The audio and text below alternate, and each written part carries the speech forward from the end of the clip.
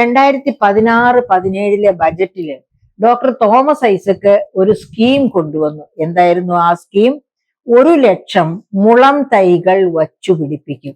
ആർക്കാണ് മുള ഇഷ്ടമായിട്ടുള്ളത്? അറിയാമല്ലോ, ആനയ്ക്കാണ് മുള ഏറ്റവും പ്രിയപ്പെട്ട ഭക്ഷണമായിട്ടുള്ളത്. ഇന്ത്യ, പ്രത്യേകിച്ച് വയനാട് ജില്ല, ബാംബുവിന്റെ കേരളത്തിലെ ഏറ്റവും കൂടുതൽ മുളയുള്ള ഒരു ജില്ലയായിരുന്നു വയനാട് ജില്ല.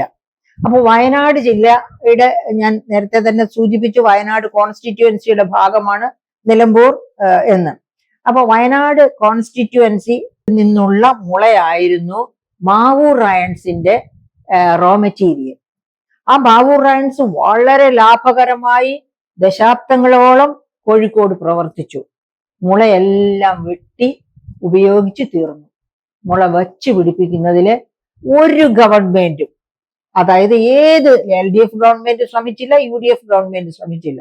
അവർക്ക് ആവശ്യപ്പെടാമായിരുന്നു, ഗവൺമെന്റാണ് മാവൂർ റയൺസിന് അതിന്റെ ഇത് കൊടുക്കുന്നത്.